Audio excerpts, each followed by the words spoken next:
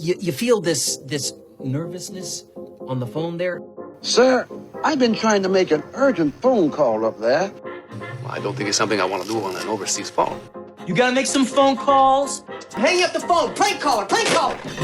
Ladies and gentlemen, welcome once again to Packernet After Dark.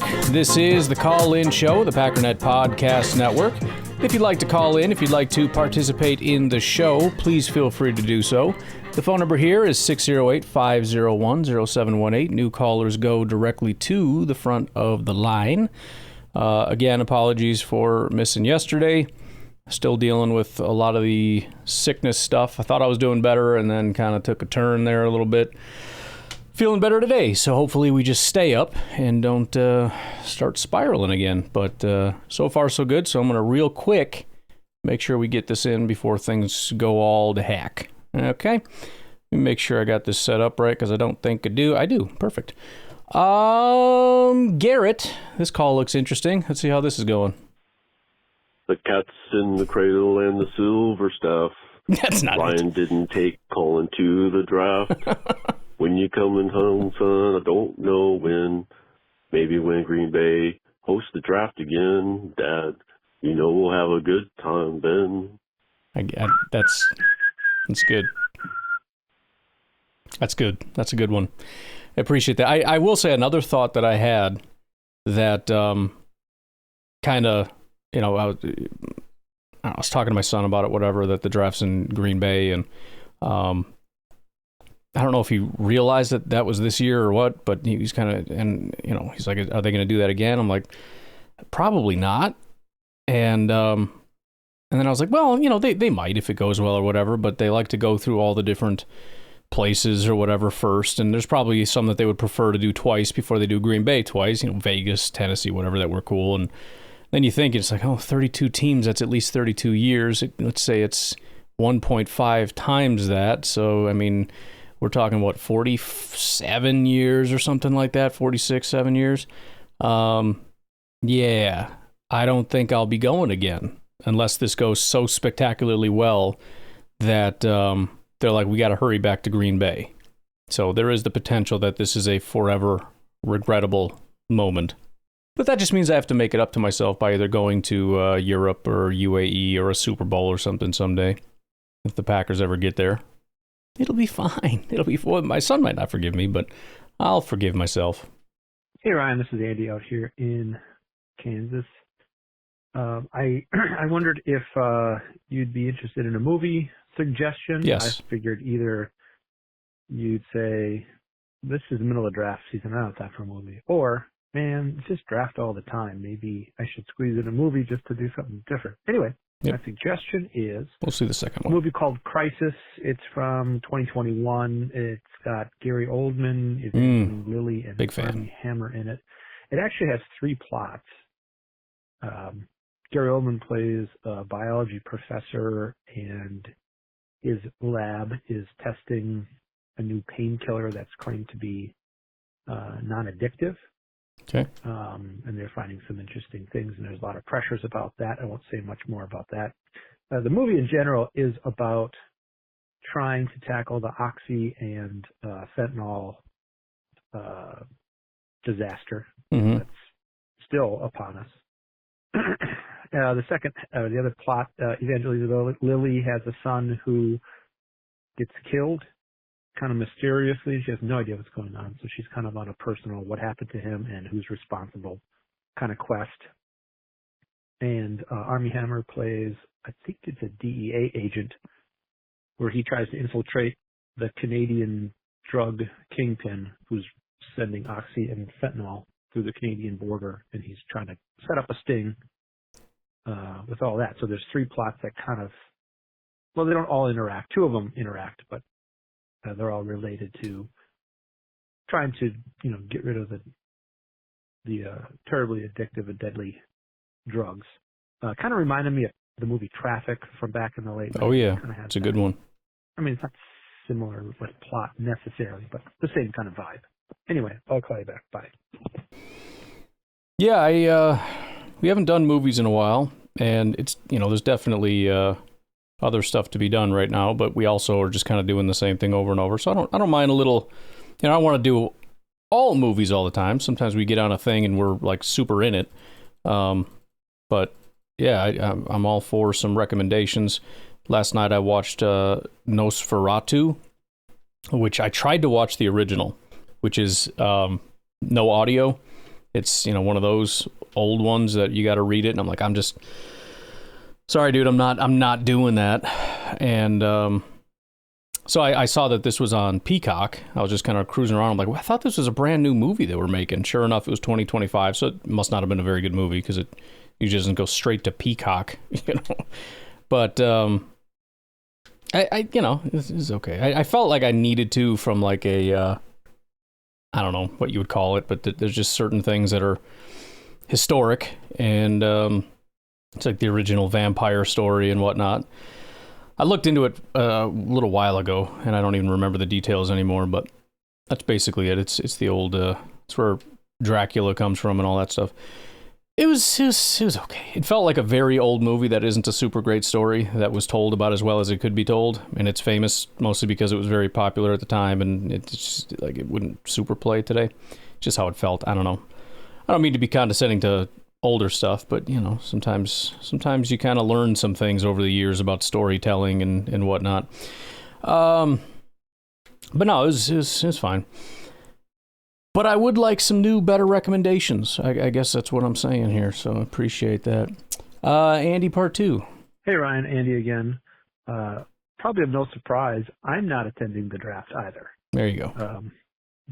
I'll be going up north in June for the family camping like always, and in September, October, in the fall again. So don't feel, left out if you don't go.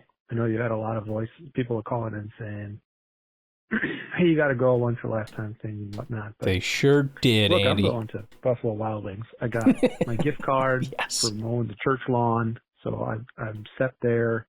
Going to get my notebook, drink Mountain Dews, pretty much be left alone. Because when you go to Buffalo Wild Wings with a notebook. See, this is how stupid I am, or I should say we are. The thought of like going and doing that with you and maxing out on like buffalo wings and watching the draft with like a notebook and like having like a discussion about it is significantly more interesting to me than the thought of like going, like, that's the other problem with being at the draft. I feel like I'm somewhere when there's something going on, and it's the worst place that you could be because I don't exactly know what's going on. You know what I mean? Like what am I supposed to do? Am I like get out my phone so I can track the draft and like I can't keep track of it being at the draft. Maybe I'll hear the announcements of who's being drafted, but I don't remember. I can't. I got my little war zone or war room, whatever you call it, all hooked up here. I'm ready to rock and roll. I got everything I need right here. All the details, all the information. I'm an information guy. That's what I like to do. It's gonna be. And I'm going to lose that if I go to the draft because it's like, I don't know what's happening. I don't know. I haven't heard like the details and like people keep you up. It's kind of like how I like watching football from home better than being at the game because you get more information when you're at home and you have Twitter up and you can follow multiple games and you can get backstories like, hey, why isn't that person playing anymore? You don't know if you're at the game as much as you do when you're here and you're getting instant updates and the announcers are telling you what's going on and Twitter's telling you what's going on and you're getting 56,000 different verified reports. If you're at the game, it's like, I don't know, I can barely see the field as it is. How would I know? I didn't even notice somebody wasn't playing. So that's part of the pull is like, I'm just being taken away from something that sounds awesome. And I can just, I haven't had wings in a long time. And, I could make wings on the grill. I could do air fryer wings, which I've not had in a long time and are fantastic. I don't think we have a wing place super close by, but bro, you figure it out, man, Pizza? I don't know. And a pencil, mechanical pencil, maybe 2 pencils. Mm-hmm. Or at least extra lead. Interest. So that works out well for me. Mm-hmm. I enjoy that greatly. I really do. If it's nice, I'll ask them to seat me on the patio. Because Sure. around here, if it's like 65, I'm ready for patio, and they look at me like I'm crazy. But it's nice out there, and who doesn't want to have sweet Asian chili sauce blow onto their shirt from a 40-mile-an-hour wind gust Yes. as the darkness grows amongst the treeless plains of Kansas. Poetry. So, hey, I got that going for me. And you should come, really. We can, That's what I'm saying. sit kind of in the twilight of the evening and not talk about our families, eat or whatnot. So, Salina, Kansas, it's open to you. All right, I'll call back, Mike. Appreciate it. The biggest thing working against you on that pitch, which, as I've already said, sounds super appealing, is that I don't have to go to Kansas necessarily to do that. You know what I mean? Although Buffalo Wild Wings sounds fantastic. As you know, there's a couple between here and Kansas. But yeah, I don't know. I think I don't know. I refuse to close the door entirely, but it's like if I'm going to go all out, and by all out I mean like actually do something, why don't I just travel like 30 minutes to some place, like a barbecue place, and get like a big platter and bring that back home or something, or a taco place and get infinity tacos and bring those home. You know what I mean? That way I don't have to drive all the way to Green Bay and not have that would be the thing. Andy, part 3. Brian, it's Andy. Kind of a strange thing happened the other day. I was making a pit stop on my mail route, and as I was walking out, one of the two ladies that are working the gas station convenience store, one of them says to the other, she kind of points towards the back of the store and says, there's no more natural light back there. And I thought, that's a weird thing to say. I didn't know that one of the benefits of working at a gas station was like having lots of natural light, because there's windows all over the place. That's true. It's all windows all over. Did you mean like a skylight? It seemed pretty bright in there. I walked down and it took me like 10 seconds to realize she was referring to Natty Light, the beer. Oh, yeah. Because I don't think I'd ever heard it called natural light. No. I don't drink it. I don't drink that kind. I don't care about that kind of stuff. She's probably a non-drinker, because I think the more you drink, the more you're likely to call it Natty Light, would be my assumption. Kind of weak, but yeah, just one of those things that you hear it in one context and you think it means one thing, and it really means something else. So hopefully her concerns of that light beer were assuaged. You just kind of feel for somebody having a rough work day, right? The second thing is, a lot of football players don't do certain things at the NFL Combine because they don't want to get hurt, right, and lower their draft stock. I actually think that it would be more humiliating to get hurt at the Shrine Bowl. All right, you're injured, you're out on the field, and since they're Shriners, they have that little ambulance that they drive out. The big fat guy, beer gut. You're driving that little ambulance from the parades. How are they supposed to get you off the field with that tiny ambulance? I mean, do they have like a section in the back that opens with the double doors? Where are they going to put your foot? Maybe your ankle? That's about as much as you can fit into one of those little cars. And just drag you off the field. The wheels are spinning and they're probably gouging your other ankle that's hanging off the side. What is the deal with the little ambulance at the Shrine Bowl? Looking for some answers. Okay, bye. You have thought about a lot of things, I can tell. So, I don't know what else to say other than to take your question seriously and answer it. It's funny and probably doesn't need to be answered, but I don't have a comment otherwise. So of course we'll go to the robot. I'll use Gemini for this one. First of all, Shriners are big on healthcare, especially children's healthcare. Shriners Children's is a healthcare system dedicated to improving the lives of children by providing specialty pediatric care. This includes orthopedic care, burn care, cleft lip and palate care, and rehabilitation. They're known for providing this care regardless of a family's ability to pay. They do provide transportation, blah, blah, blah, blah. And so the mini thing is used in like parades and events as a promotional tool, essentially. And it obviously is symbolic, representing the fact that they have medical stuff that they do. So there you go. Do. All right, let's take a break. And we got 1265 fan. So it's been a minute. Hopefully she's not yelling at me. She's usually yelling at me. I don't know. She's always yelling at me. We'll take a break. We'll be right back.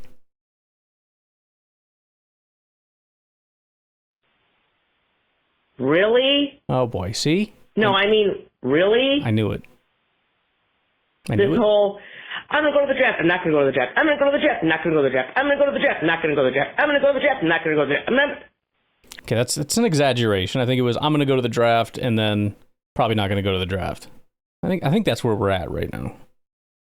But I get it. I'm going to go to the draft, I'm not going to go to the draft. I'm going to go to the draft, I'm not going to go to the... Just make up your mind. I told you already. I'm not going to make up my mind until a couple days beforehand. And until then, it's going to be vacillation of, here's the good and here's the bad. But it doesn't matter because the final calculations aren't going to come in until it's time to go, when I hold both things in my hand and say, okay, what do you want to do right now? I can't make up my mind today. That doesn't even make sense in my brain. How could I possibly make up my mind today on what I'm going to want to do before the draft? It's impossible in Ryan land. It's impossible. So what you're asking me to do is nonsense. That simple. No, it's not. We're all fans of the same team. Yep. Do you want to go or don't you? For you, Ryan... Well, I kind of do, I kind of don't. And it's going to depend which way that leans the day before the draft. Ryan, you have something extra there. And I'm not even talking about Packernet. Okay. I'm not. I'm talking about your son. Oh, here we go. This might be the only time the Packers ever have the draft in his lifetime. There's no guarantees coming back. And, I understand your whole personality thing. I get it. I really do. Go on Saturday, Well, that's what I had said. And even day 2, somebody called in and said they're going to go day 2. And it kind of makes sense because it's like a halfway point. Day 2 is awesome, kind of like day 1. And it's not as as day 3. And it's not as crazy as day 1, presumably. Plus, the other benefit is I can watch how day 1 went. And if I'm feeling like, holy crap, I missed out, we're going to hop in the car and drive up. That's it. That's the other benefit of being close. I'm not getting a hotel. They're like $1,000 if you can even find one. It's going to be like $1,000 a night. So that's not going to happen. So it's going to be a matter of getting the car and drive. And so what's probably going to happen, again, I don't know. I don't know what's going to happen. For all I know, I'm not going to be able to go. Something came up. Well, we had something planned. I didn't know. Somebody's in the hospital. I have no idea. Maybe I'm in the hospital. Maybe I'm dead. Okay? I don't know. But you let day 1 play out. You have fun. You do your thing. But keep a close eye. And hopefully plenty of people do go that call in. So far, there's about 0 people that have called in that are going. So Packernet After Dark is going to be useless in their ability to call in and be like, here's how it went, here's what happened. Because despite all the shaming, I don't hear any of you people going. I think you live nearby. I'm hoping at least you're going. And Drew from Green Bay goes because, presumably it's at least somewhere nearby. I mean, if it was 20 minutes away, I'd probably go. I'm just, it's a difference of... It's different. But let day 1 play out. Try to get as much insight into how it looked, how it played out, how it's going. You kind of get a feel for, like, this looks really cool, or, like, I'm... Like, Detroit, I had no interest in going. They didn't even show anything, because there was nothing to show. And, like, JJ went to it, and he was like, yeah, it was not fun. It was not interesting. It was not cool. And I would have been glad I didn't go if Green Bay ends up like Detroit. However, the one that was in Tennessee looked amazing. And if there was something like that going on, I'd be very tempted to be like, bro, we should hop in the car and go. But I want to see. That's it. Saturday afternoon. Probably the best day. You can the least amount of people. You can run around with your kid. You can see all the hubbub. I ain't running nowhere. You're so close, dude. Come on. You don't have to plan this big thing. You going? Not unless you want to. You going? We'd all come if you did that. You're all lying. You're all lying. Every one of you's lying. Shame on you. Just know that. I'm hearing people already say, well, you're not going? Well, That's called a cop-out. People want to meet you, Ryan. There's nothing wrong with that. We're friends here, right? We're all fans. We're all friends. At least I think we're friends. We're e-friends, electronic friends, I guess you'd call us. But we're a community. Come on. Come to the draft. I've been just dying to get there since they announced it. And yes, I am still going. There you go. I have not given up my campsite, and I'm not going to. Will I actually be in the crowd when the picks are happening? Maybe not. Because I'm a people watcher, so this is going to be great for that. And I might just end up back at the campground watching the actual draft on my TV that I have in my tent. So That's probably the best sales pitch I've heard for day one. Why don't you go up for the festivities so you can get back in your car and make it back for the Packers pick? Like once the draft starts, get in your car and leave. I don't know. I don't know when the day's festivities start. I'm guessing it's pretty much an all-day thing. That would be an interesting way to handle it. It's an idea. Could do both. Could see all the picks, Packers picks, and do all the cool stuff, and still say you were there, kind of. I think it's a cool event.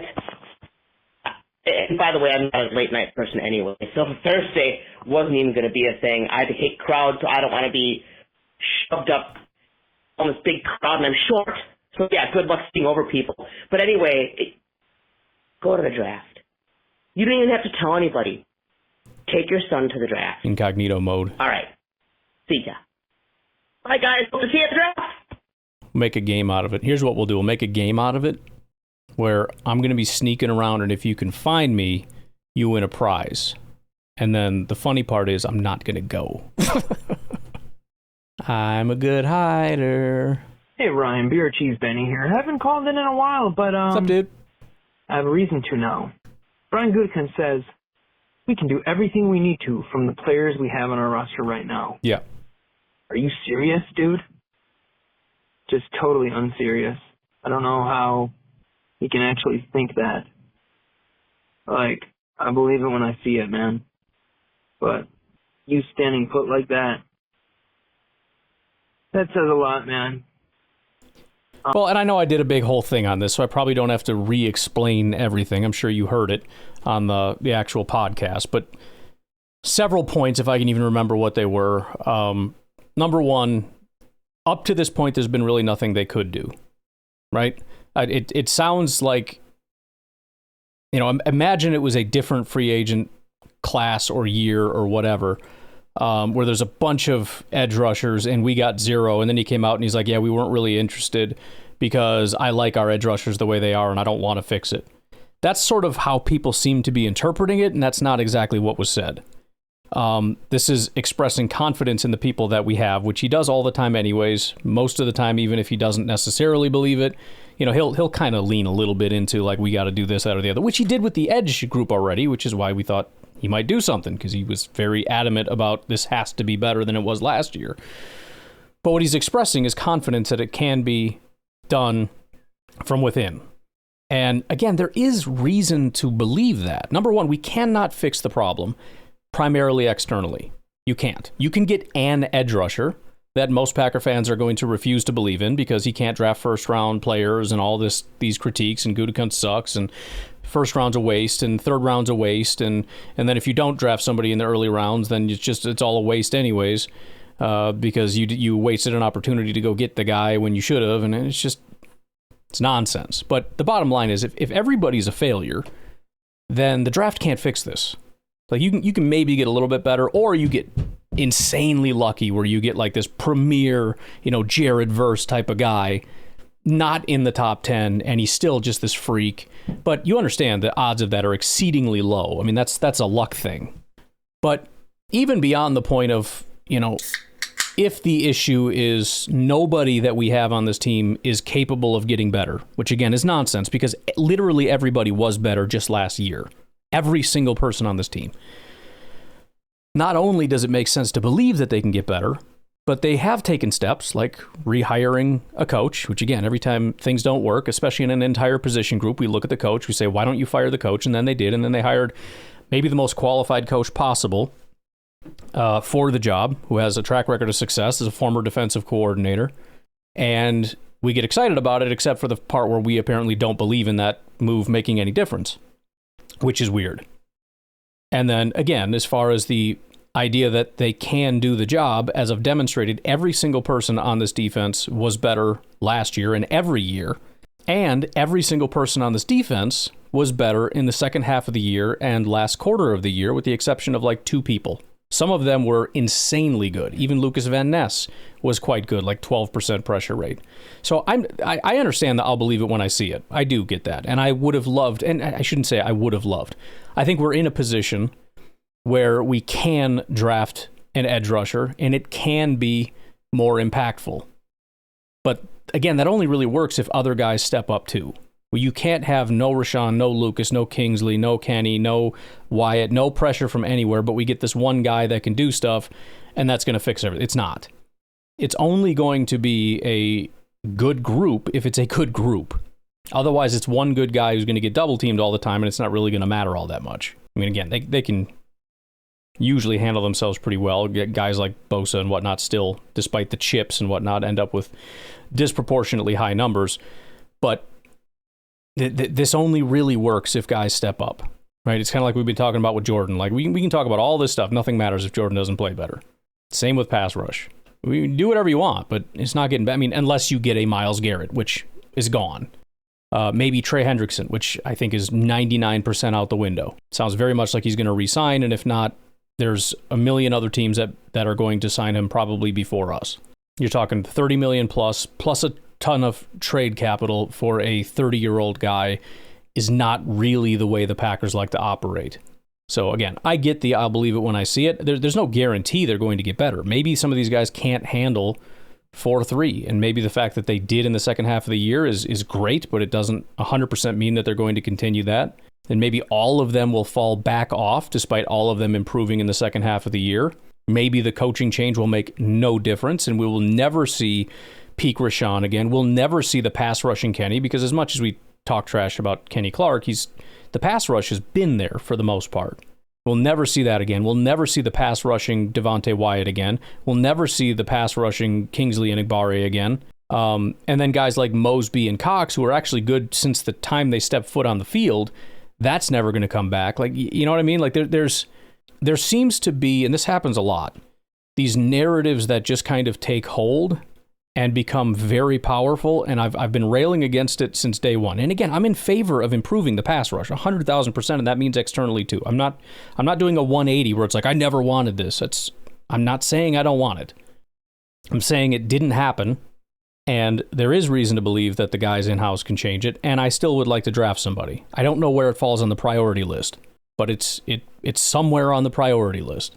But the idea is we struggled in pass rush last year, and so we just forget about everything that happened prior to this year, and 100% of the knowledge that we have is that this group is a group of bad pass rushers that cannot rush the passer, despite the fact that almost every single one of them have demonstrated that they are able to rush the passer.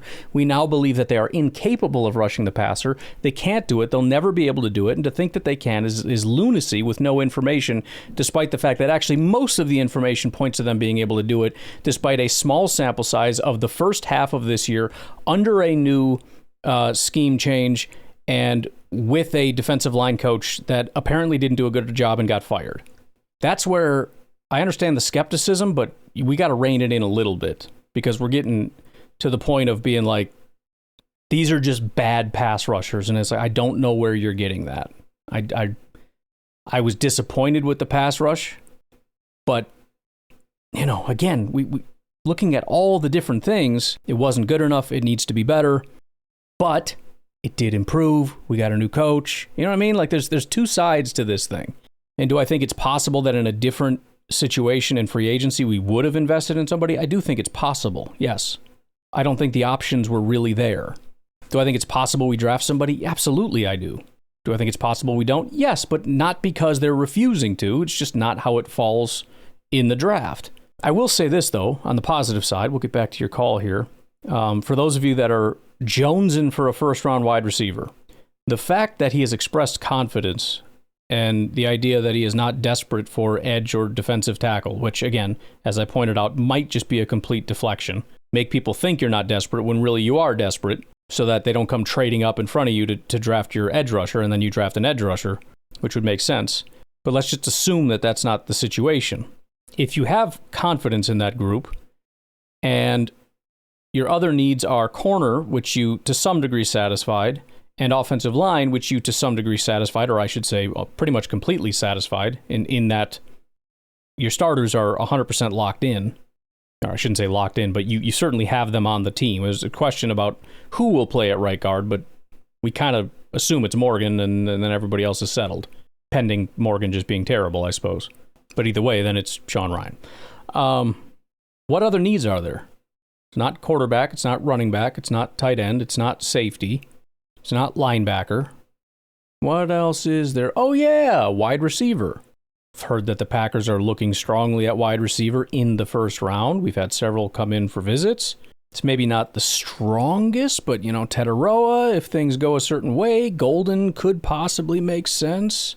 Ibuka, if they think he's, the next Jackson Smith and Jigba, regardless of where you line him up, you don't turn down at Jackson Smith and Jigba, you know what I mean?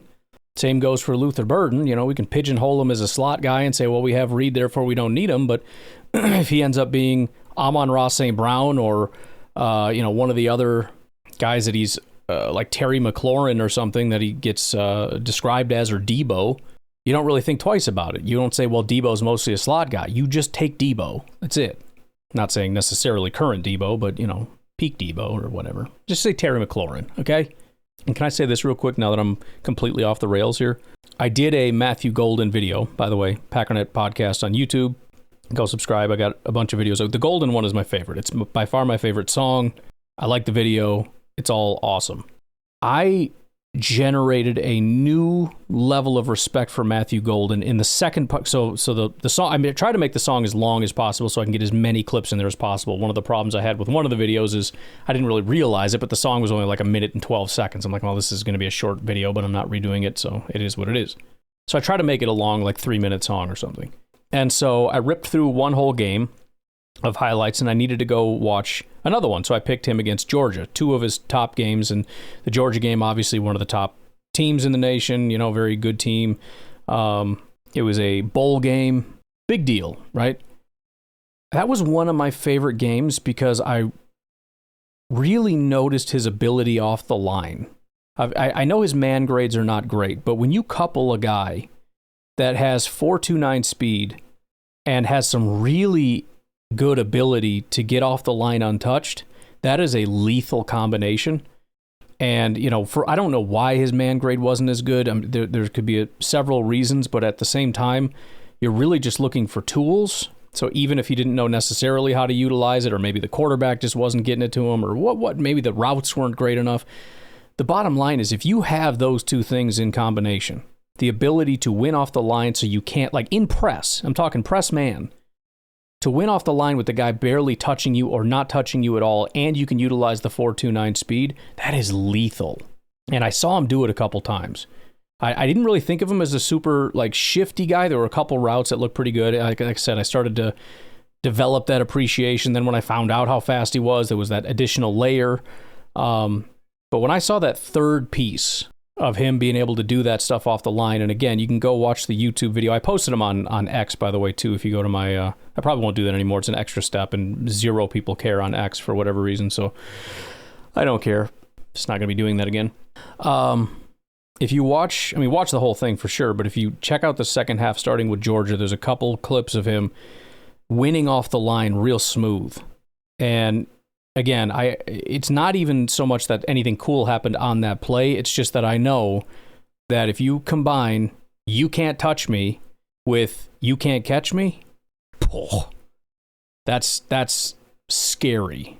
Again, maybe he's not going to be good, but it's making me want to take a third look at Golden to just be like, watch some more games and see, does he do this consistent? Is this a thing that happens a lot?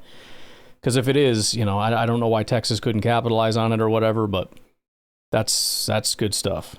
Honestly, I get there wasn't much. I mean, but like, come on, man. Even if you thought that, you shouldn't have said it. You know what I mean? You should not have said that. I mean, that is just so... Well, and that was kind of the other point is, he didn't just offer that comment. He was asked. And so my question is, what do you say? Do you lie and throw your team under the bus? Or do you, if anything, you lie to not throw your team under the bus. You say, I have confidence in my players, even if you don't. Right? I mean, that is a possibility, by the way, that you wished that you had done something desperately because you really want to get new players. And it didn't work out.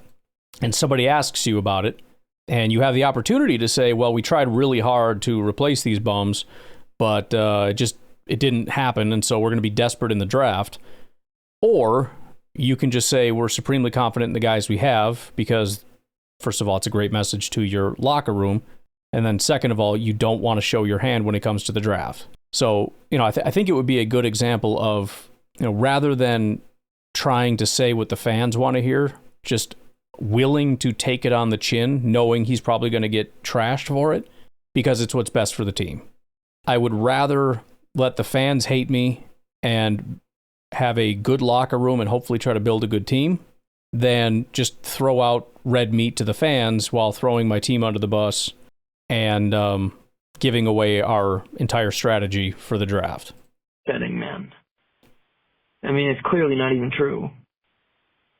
I just am so baffled by him saying that, really. But, I mean, I get it would have taken a lot to get some of these other guys, in trades like Hendrickson and, but... Well, I mean, there's just been no opportunities.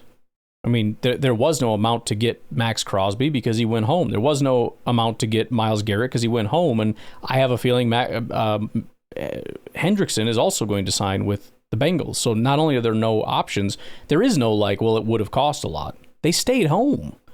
And Khalil Mack, I would have been great having Khalil Mack. He stayed home. So it's not even like they were too expensive. They weren't on the market. I mean, they went home. I don't know. This seems like we're okay with what we got.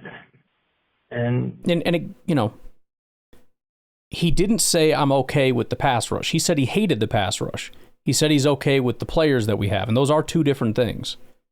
And I think that's another thing and I understand there's a disbelief in the fact that they're going to improve, which I've already said is I'm going to need some more specificity on exactly why that is. Because it's not just blind optimism of people that have never produced, right? Like, well, we think Romeo is going to take a big jump and be the number one. Which, by the way, people do that with Dontavian Wicks. There's zero information that Dontavian Wicks is going to be a great wide receiver, but people just blindly believe it. But when it comes to the pass rush, in which the majority of the data says that they can rush the passer, we refuse to believe the majority data and believe the minority data, which is actually consistent, I suppose, with Dontavian Wicks. We refuse to believe the majority of information and choose to believe either the thing that has no data or the thing that has minimal data. And Packer fans they love betting on guys that have shown nothing, usually because of traits or because of one cool catch one time. Like Tunyon had that one good game, or like a year with 10 touchdowns or something, and it was like he's the greatest thing that's ever happened. And it's like, well, he had a bunch of touchdowns one time, so that was certainly cool. I mean, at least Tunyon was decent, as far as the track record of fans are convinced are going to be good with no information. And I do it too. I mean, I'm still a Musgrave guy. Not that I believe he's going to. I'm still not giving up hope on the guy. It's not really based on no information. It's really based on we haven't had a consistent enough pattern of him being healthy to know that he's not going to pan out. And I think people are giving up on him because he hasn't broken out. And I don't super think that's fair. Now, at some point, it doesn't matter because you can't stay healthy. And we're kind of getting there with Christian Watson, where I'm a big Christian Watson believer. But also, I understand if you cannot ever play for us, then you cannot play for us. But anyways, again, there's a difference between I'm fine with the pass rush that we had last year, and I believe that we can improve the pass rush with the guys that we have. And also, I'm still very willing to bring more people on. He didn't say we're not doing that. He didn't say I don't want to improve things. They've already taken steps to improve things. You know what I mean? It's just want to make sure we make that distinction. It's not okay with me, so yeah, I don't know. Just weird stuff. Oof. All right, why don't we take a break? We got 5 more calls. We'll see if we can rip through them all. And then we'll get out of here. We'll take a break. We'll be right back.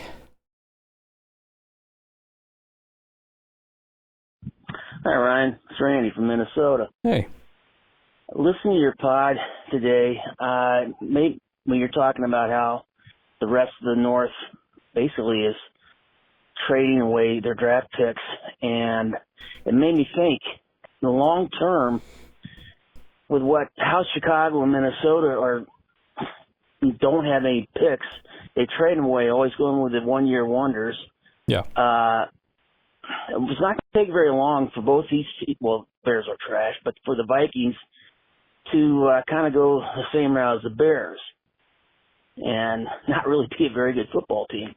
And the other thing is, Detroit, they have no track record for drafting this low in the draft. They're usually in the top 10 and usually the top 5. So yeah, it's pretty easy to be a general to pick players then. But when you start drafting in the 20s, it gets a little harder. And now you're going to find out what their general manager is really all about. It kind of reminds me of the Jets. Yeah, when I'm picking number 1, number 2, well, even they suck at that, but they can always pick up a good player. Detroit has no track record, like I said. I think things will work out. My own supposition is things will work out where these teams are just going to be bad. Let's face it, Minnesota was playing smoke and mirrors. That's all they were doing last year. I don't think that's going to happen again. I hope not. And the Bears they are what the Bears are. Trash. Anyway, that was my thoughts. I'd like to see what you think about that, the long-term ramifications of what they're doing and how it's going to affect Green Bay. I think it's a very positive thing. Anyway, that's all I got. Go Pack, go. Bye. Eventually what happens is you start to hollow out. If you don't have any, this is where draft and develop comes from. If you don't have this constant wave of young people coming up, you're going to hollow out to the point where you have no choice because you don't have enough picks. You have to go out in free agency. The problem is you cannot build an entire team through free agency. It's too expensive. You have to have the cheap talent. And Chicago and Minnesota are very much going down a process of hollowing out. I mean, Minnesota kind of reminds me of a lesser version of Kansas City. You know, they've thrived because they have a good coach and play caller. They ended up doing a good job with the defensive coach for at least for a while. It's been a little up and down, but he's done a really good job with the guys that are there. And they've generally had good quarterback play and then the wide receivers. But the point is, you've got a couple guys that are dragging this whole team around, and then you get these one-year rentals, and then you get rid of them, and you get new one-year rentals, and it's like, well, who are you drafting to be your long-term starters? And they're just not. I mean, this is kind of crazy. So Detroit is okay. They've got 1, 2, 3. They have 4 of their original picks for the draft. 4. They added a comp pick in the 3rd, which gives them 5, and then they have a pick from Tampa Bay and Dallas, which brings them to 7 total. But they have 4 of their original picks and traded the others away, which means they traded 3 of their picks away. Chicago has 4 of their original picks. They got a 2nd-round pick from that trade with Carolina, which, again, I'm not giving you credit for that. You benefited from being a terrible team and got value for being garbage, because that's how the NFL works. If you're garbage, you get extra benefits.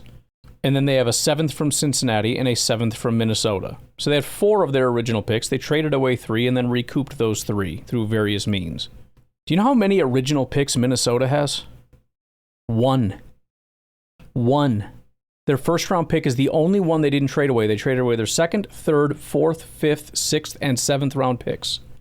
They recouped a 3rd-round compensatory pick and then have a 5th from Cleveland and a 6th from San Francisco. They have 4 picks in this draft. This is a team that does not have a lot of young talent. They've got some really good players like Justin Jefferson. They don't have a quarterback. I mean, maybe JJ becomes the guy, but we don't know. So the quarterback is not established. You've got the same 2 tackles you've had for a long time. The interior of your offensive line is not good. Your defensive line is almost entirely made up of free agents. Your cornerback deficit has been a severe problem for a long time that, again, you're continually trying to make up through free agency. This isn't going to work. You have to have draft picks. You have to have a young core of talent, and you have 4 picks this year, 3 of which you had to earn through either trades or compensatory picks. You have 1 pick you didn't trade away? So, yeah, I mean, look, maybe this can be a short-term thing. I understand, like, if it's an all-in thing because we're really close, which really Detroit is the only team that could pull that card. But when you're a team that is in transition, as Chicago and Minnesota are, the last thing you do is trade away all your picks for veteran old people. Why? You're a team that is building from the... You have J.J. McCarthy and Caleb Williams. You're rebuilding. What do you do? Why are you going out and getting all these 30-year-olds? Why are you in win now mode when you're also in rebuild mode? That makes no sense. Stop giving away your pick. And I'm with you. I don't actually want them to stop because this is not a sustainable strategy. You're not good enough to win with this. And you're never going to build up an actual team. That's the problem with Minnesota in particular. Even if you say, oh, they were really good last year, who's coming back? They had to get rid of everybody and bring in a whole new wave of free agents. So there's just a giant turnover every year of veterans, and you're going to get a bad batch once in a while and just fail. And maybe that's how you recoup your picks, but what a stupid way to do that. Yeah, if we fail real bad, we get like a top 5 pick, and then we trade back and get a bunch of picks. Like, that's a convoluted way to do things. Let's ruin our team and then do bad and then get picks. How about you just don't give away all your picks for old people? How about that? And you just accept the fact that you're going to be bad this year.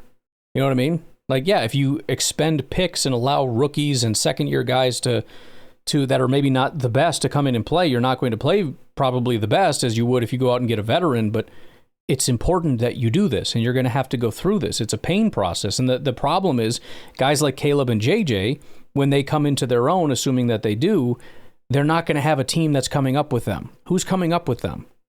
Look at Caleb's offensive line. Who on that offensive line is coming up with him? He's got a right tackle that's relatively young. He's going into like year 3 or 4 or something. The left tackle is likely to be replaced, and then there's 3 old guys on the interior. There's a relatively old guy at wide receiver, and then there's 1 young guy. So it's Caleb and 1 young receiver, and everybody else is going to have to get replaced for the most part, and a right tackle. And it's not smart because the window for Caleb is not going to line up with the old people that you paid to put on this team. And that's the same with the Vikings. Unless you think J.J. McCarthy's going to come out and just be the next superstar. But even if he is, look how much you have to fix. And if let's say it works and you get to the NFC Championship game this year, it's this amazing thing. Well, that sucks that you're going to now have to get rid of half your team and go out and get a bunch of new free agents to sustain this. Because now you can't draft. Because if you do, you take a giant step back. We're going to cut a bunch of the free agents, and we can't bring a bunch of other guys in necessarily. We can't be trading for people. Yeah, I hope that they do this forever because it's not a winning strategy.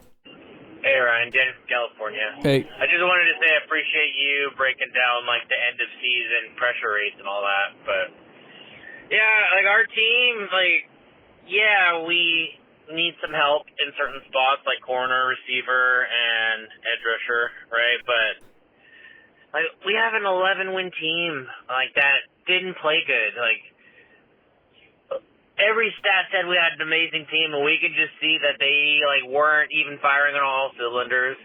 And we get another draft with, I think, 8 picks. I could be wrong. Could be just the standard 7, but I think it's 8 picks. And well, not to cut you off, but that's if you think about the other thing, we're concerned about like the defense and the pass rush and all that.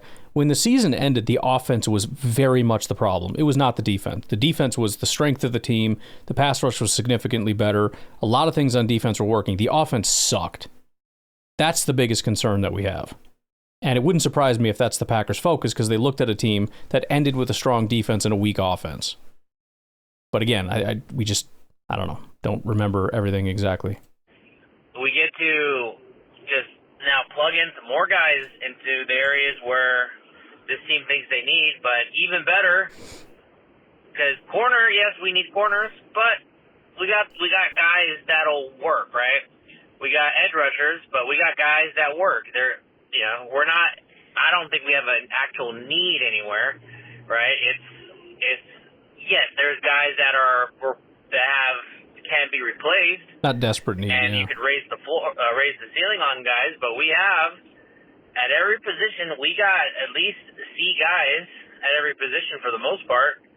Corner, you might say no, but we got Nate Hobbs now. Nixon wasn't that bad. Valentine wasn't that bad. I'm not sure about the PFF stuff, but we isolated with scheme and made it to where they couldn't do too much damage except for Dallas Goedert in the playoffs. But really, if they just go into this draft doing best player available and just get some stud players, that's enough to push this team over to 13, 14-win team, because we were an 11-win team, not even playing good. If Wicks can reduce his drop rate in half and become more consistent, same thing with Reed. If we just get that, this offense is amazing. We just get some people getting home at edge rusher, this team is amazing. All right? We get confident play at corner. Let's say Hobbs plays like his rookie year.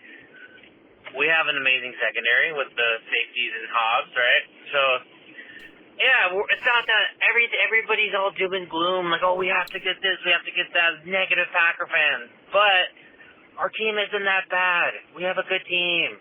We didn't lose all our guys. We lost TJ Slayton and Josh Myers, guys that we didn't even care about going into last season. All right, so I'm optimistic. I think we got this. Go Pack, go. Yeah, I mean, we need the offense to get back in sync. We need the pass rush to be good, right? I mean, there's other things. We need the wide receivers to stop dropping passes, and Jordan specifically to start playing a little bit more confident and better, and we need the corners to be good, and whatever. We can nitpick it all the way through, but ideally, we don't go through a stretch of terrible pass rush like we did early, and we don't have an offense that falls off like we did in the second half. And if we can just kind of fix that, and even that's the other thing. And again, I doubt many Packer fans are railing against this as much as they are the pass rush comments.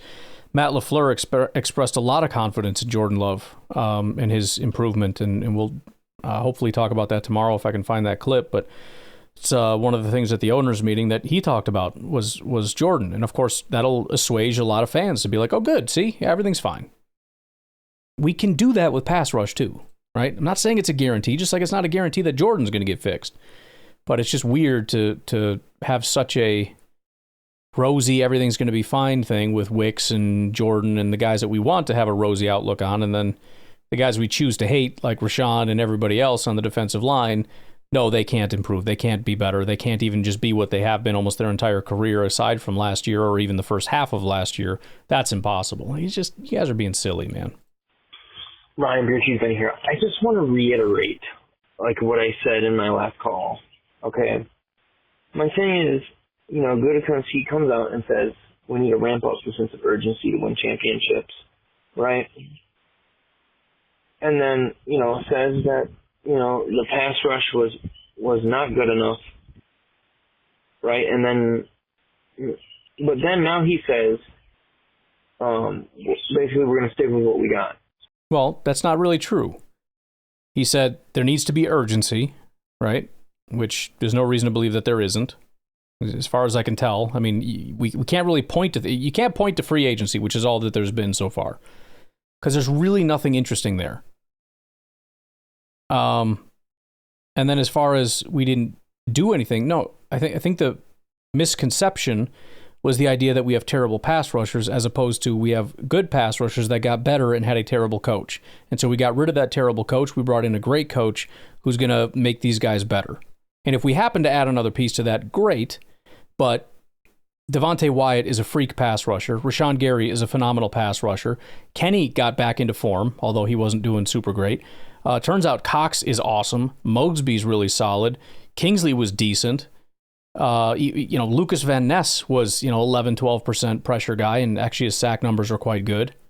I think it was Colby or Wooden. One of the two was good. One of them was bad. I don't remember. I think it might have been Wooden was good. But yeah, I mean, we got some guys at 18% pressure rates and stuff, 15, 16 second half of the season, which is incredibly high. So I think it's not a matter of he lied. It's a matter of we misunderstood what was being said. He never said our guys aren't good enough. He said the pass rush isn't good enough. And then fired the coach that was in charge of the pass rush and hired a new one. And we just ignored that and said, yeah, so anyways, when are we getting these new pass rushers? Especially when we're getting all these things thrown in our face about Max Crosby and Myles Garrett, which the Packers never once entertained. Never. Aside from random accounts saying that, oh, the Packers are interested, which is almost always fake. Either just outright fake because owners are or agents are just lying and using their name, which happens all the time to gin up interest. Or Gutekunst did call just to gauge interest or, just to see like what the cost is or whatever. But it was never really anything more serious than that. But, I mean, as far as like, has he been consistently on message? I think we can say yes. We just have to recalibrate what it is that he meant. Because there is not a contradiction between we need better pass rush and we're going to fire the coach, we're going to bring in a new coach, and I believe in the guys that we have. I mean, that seems to be a consistent message, and it's actually a complete message. Now we get the full picture of what he meant. And, we can disagree with that or hate that, but it's not an inconsistent message. So what is it? Do we need why would you even say Rambo sense of urgency, but then not do anything to fix the problem? Like, so we're going to rely on rookies, like, through the draft? Like, is that really going to work? No, he's going to rely on the guys that we have that performed very well throughout their entire careers and the second half of last year. And he didn't do nothing. He hired a brand new coach who's a very accomplished coach to come in and do a better job with the coaching side of things. Because, again, the issue is not that we've never had good pass rushers. The issue is that we've always had good pass rushers that for some reason all fell off at the same time last year. All of them did.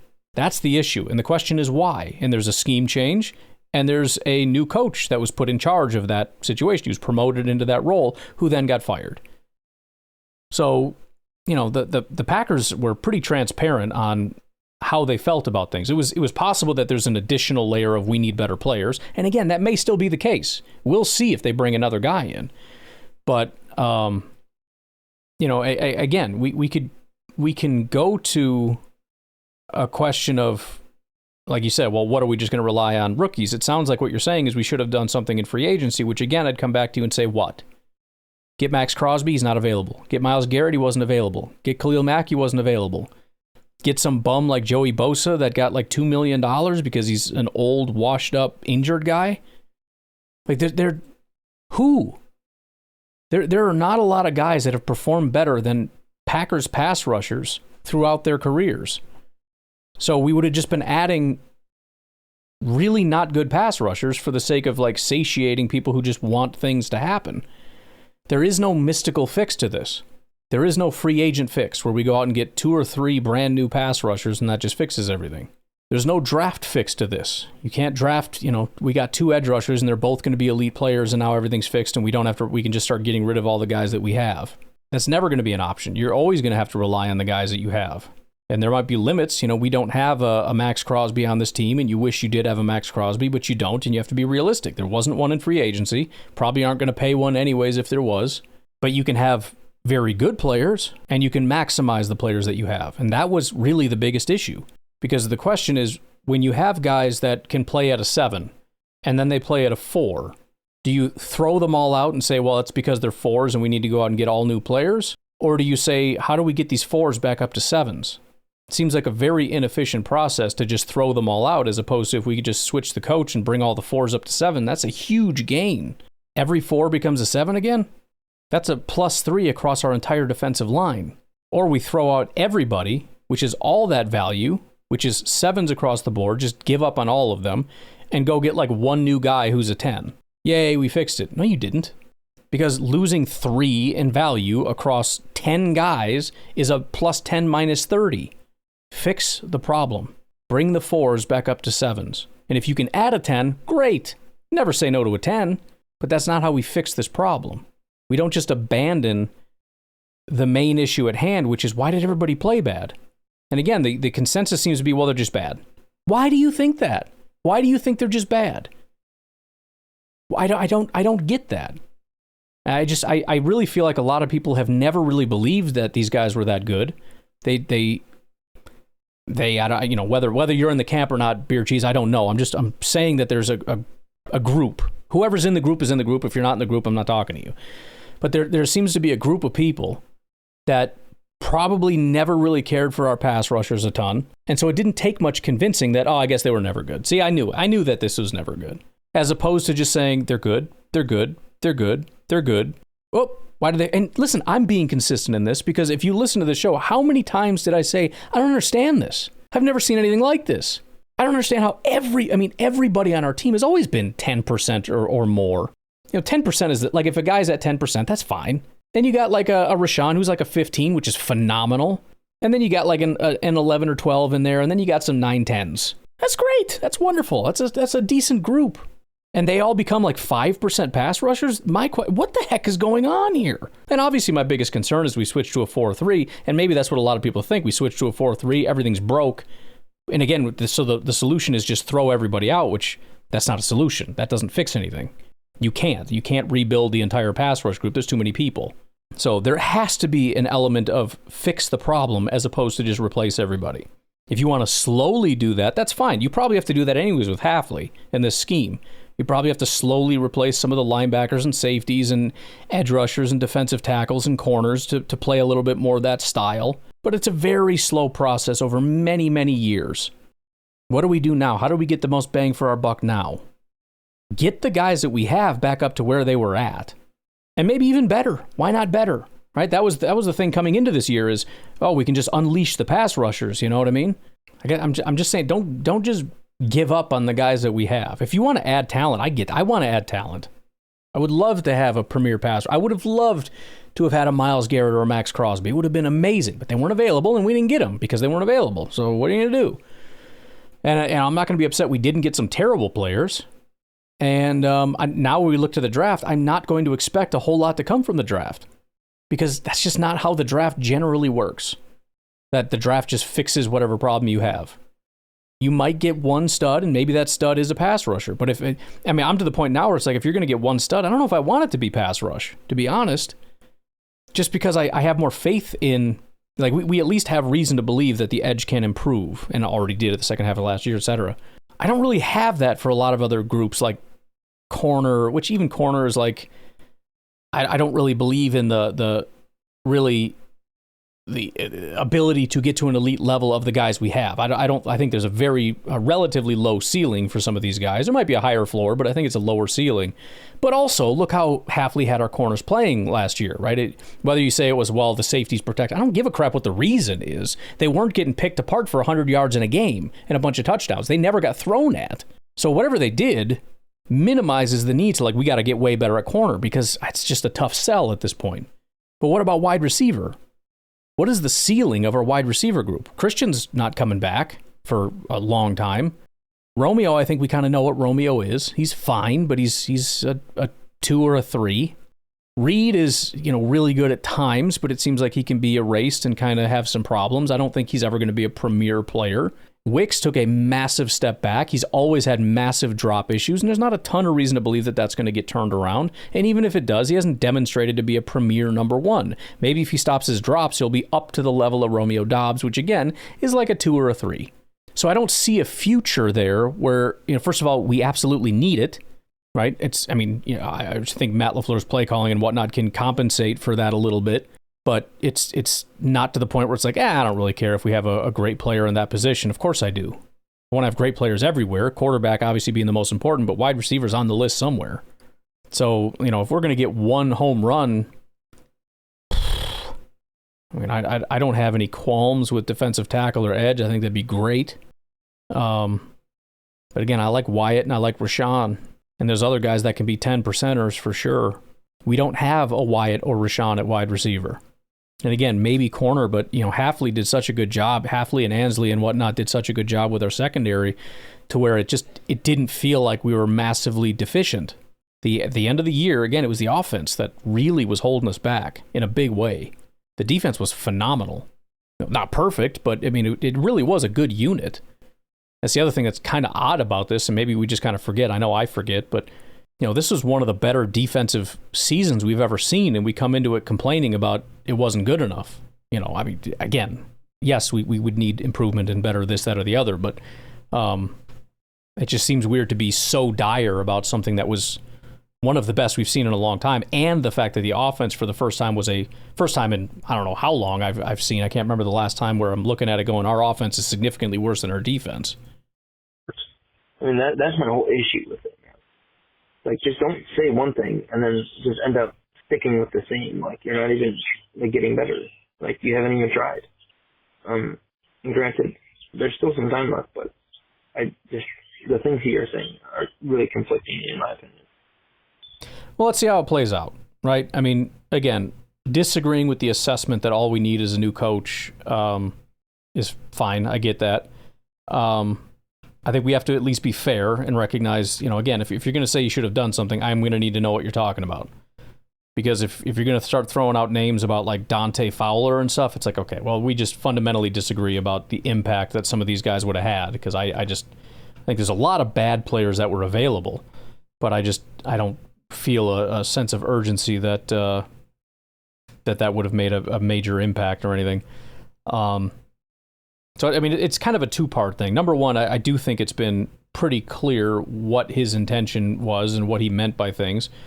But also, number two is that even if he didn't feel that way, I don't know what we think he could have done. You know what I mean? There just are not a lot of really great options available at this point, even in hindsight. What do I wish would have happened? I don't know. I can't think of anybody that's like, oh man, I wish we would have got that guy. It would have been great. It's just kind of nobody for me. So, I mean, I understand the idea of saying like he didn't do anything, but sometimes you don't do things because there's nothing you can do. I've mentioned this a bunch of times when it comes to politics, and this is, both sides of the aisle, no question about it. It's not a one-side thing where it's like, well, we can't just do nothing. And it's like, well, that's not a solution, because sometimes nothing is all you can do. And all your solutions are terrible solutions that are going to make things a lot worse and not actually fix the problem. And you saying, well, we can't just do nothing is not a reason to do a bad thing. That's stupid. It's like children's cancer. It's a horrible, horrible, horrible thing. And if there was something we could do, absolutely. And of course, we're trying, give as much money as you can to cancer research. And some of these hospitals are incredible. I saw one where it was like, I don't remember exactly what it was, but, it's like they give you a place to live, and like the fridge is all stocked up with food, and it's just this wonderful place for families to be able to live, and everything's taken care of. It's amazing. And it's because of the people who are willing to do this stuff and the people who are willing to contribute and donate, and I think it's great, right? But to say that we're failing in some way because cancer's still a thing is a flawed way of thinking, because sometimes bad stuff just is a reality, and as of right now there is not a solution, and saying there's not a solution is not an acceptable thing to some people. But it's if it's reality, it's reality, and just getting mad that because you refuse to accept that is the reality, that there just was not a thing that could have been done. I mean, it's just, I don't know what else to say about it. We can be mad that nothing happened, I guess, but I think the only thing that would make sense to be mad about is this is what should have happened and didn't. And I don't know what that scenario would be. What is the thing that should have happened that didn't, But again, it's kind of a two-parter where, yes, on one hand, it's I think the team has told us that in reality this is how they feel. They're more upset about the coaching, which again makes a massive amount of sense, because what I'm not hearing from a lot of people that are wanting this fix, and I didn't hear it a lot before either when I was hounding on it constantly, was why did everybody get so much worse? And again, maybe it is the scheme change, whatever, but I mean, this is where it kind of would be better as a discussion as opposed to, people calling it in and then, me, because sometimes I am just curious. because your presuppositions will make a difference in certain things. But like if it's 100% the scheme change and therefore nothing is redeemable, first of all, you have to acknowledge that you don't know that, right? I mean, it's a possibility, but it's nothing more than just a possibility. It's also possible that that's not the case, or it's only part of the case. And even if it is entirely the case, it's not something that can't be improved upon. When you got guys that have been 3-4 for years that are now having to learn to do a new thing, giving them time to learn that thing is kind of a basic, we all accept that that's how football works in a lot of ways. People need time to learn stuff. So yeah, I just wouldn't be so defeatist and, they just don't care or they're not doing anything and they didn't try. Because, again, that's really not what happened. And obviously a lot of people disagree with the overall assessment that it was a coaching problem as opposed to as a player problem. I agree that I would have liked to have taken a both approach, which they still may. If they draft somebody, they took a both approach. And again, the people that wanted to do something in free agency, the problem you're going to have is I'm going to demand you tell me who they should have brought in, and there's no way that you're going to do it satisfactory to me. There might be some names that you liked, but there are no slam dunks in free agency, zero. And again, that based on the contracts that they got. There were no big money pass rush contracts that were paid out because the NFL doesn't really believe in these guys. Otherwise, they would have been paid as such, right? So, it's a wait and see thing. I think a lot of it, if I'm being honest, I think a lot of it probably has to do with the fact that there was such excitement. There was excitement based on, possibly a misunderstanding of what Gutekunst was talking about, but also just the hype of, dude, Max Crosby and, Myles Garrett and all this stuff. And then it ended up being nothing. And so there's just a general anger about that, or frustration, maybe is a better word to say, about the fact that, it didn't happen. And then on top of that, he comes out and rather than, coming out and like ripping his shirt and apologizing for failing us in such a profound way and not getting Myles Garrett here to the Green Bay Packers, he comes out and says, well, I never wanted to try anyways, which again, he didn't really say, but that's how it feels, I think, to a lot of people, this feeling of just like, meh, I don't care. It's fine. I don't want to fix anything. I'm content with what happened last year. And again, I think it's just us hearing what we want to hear in that moment because there's a lot of frustration because it didn't go as cool as we thought it would. And I can certainly sympathize with that position. All right, I was going to try to clear out all the calls, but we've been going for quite a while here, so I will just leave the last two. Be sure to get your calls in, and I will talk to you when I talk to you. You all have a good rest of your night. I'll talk to you later. Bye.